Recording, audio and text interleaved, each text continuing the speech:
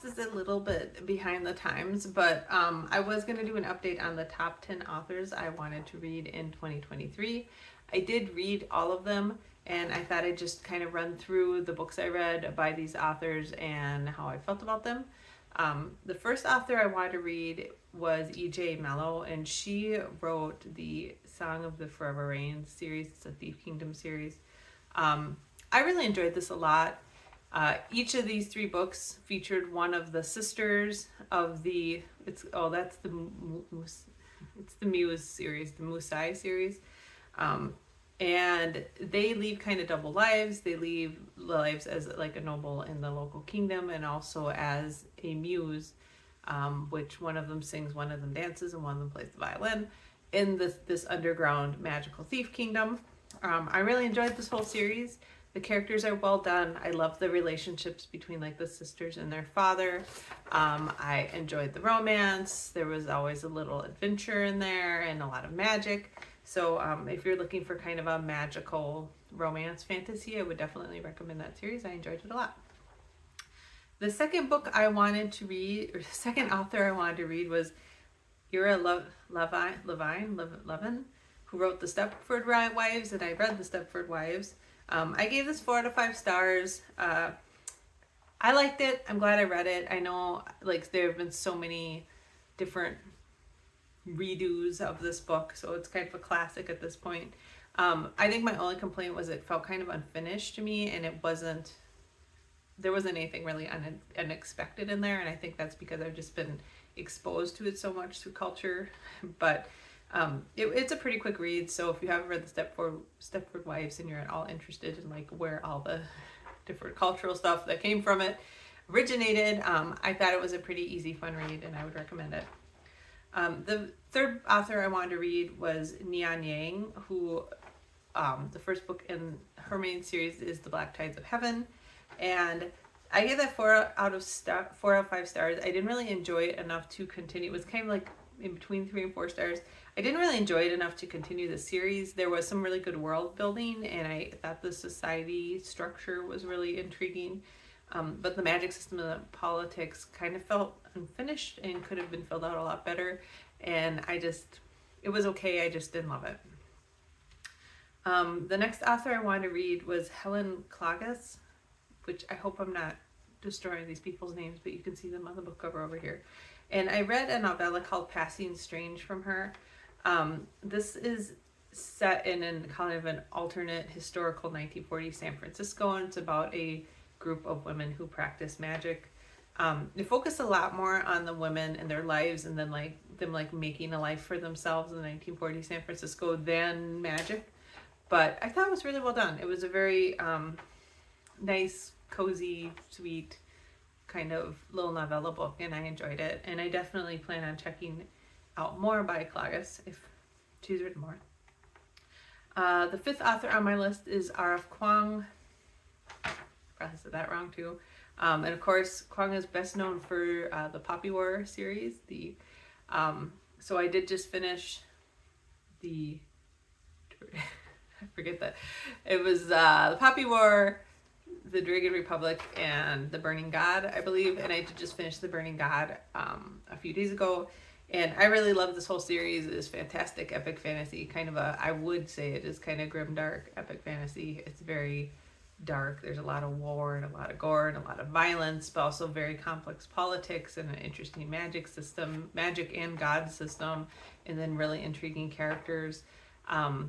It pretty much ended kind of how I thought it was going to end, sadly. But I really am excited about this, and I do plan on picking up Babel pretty soon when I'm in the mood for some real long, extensive fantasy type of thing, epic type of read.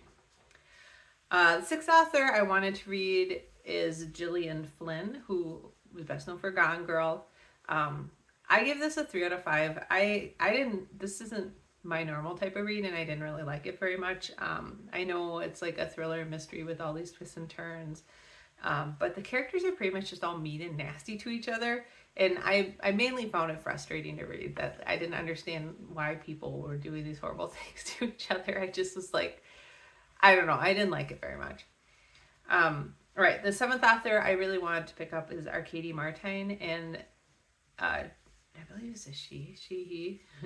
They're best known for the Texcalan series, and I did read that whole series. It started with a memory called Empire, which I gave 4.5 out of 5 stars, and I believe I gave the second book in the series 5 out of 5 stars.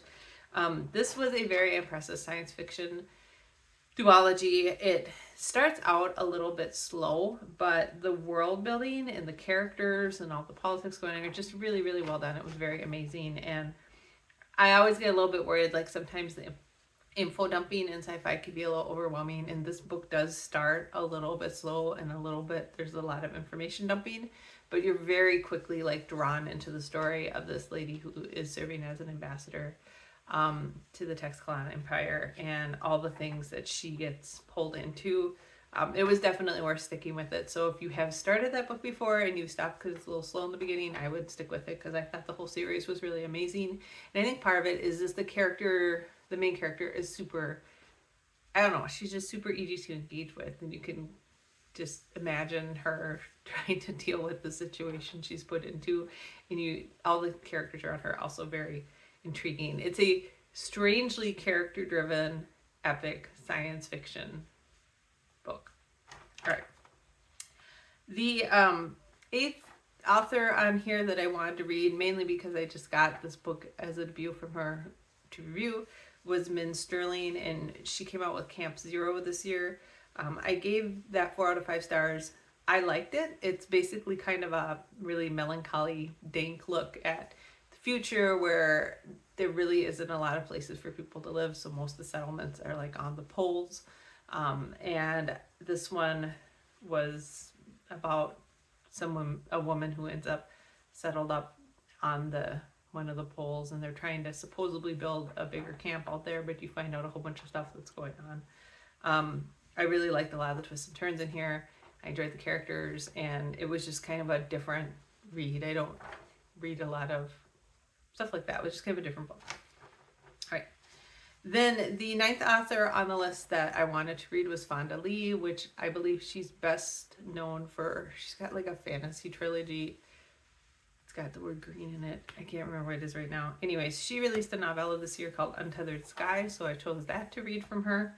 I gave it 4 out of 5 stars. It was a decent fantasy, but I did feel like, and it was a novella, so I felt like the world building and the plot were a bit thin. I felt like the whole thing probably would have been a better like full-length novel, because you don't understand as much. It's about, they train, I think they train griffins to go after these minotaurs that like attack the colonies or whatever, and you don't understand like the full implications of that, and it seems like there's more political ramifications as you get into the story, but none of that's been really well explained. So I think that whole thing would have made a better like full-length book at least, if not a series.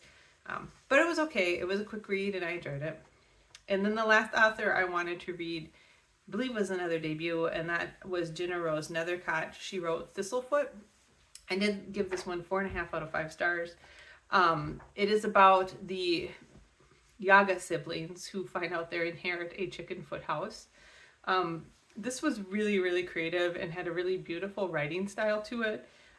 You are basically following the Yaga siblings as they tell you about their past stories and tell you what they're going through in the future, and they need to accomplish a certain amount of things in order to inherit Baba Yaga's hut, basically.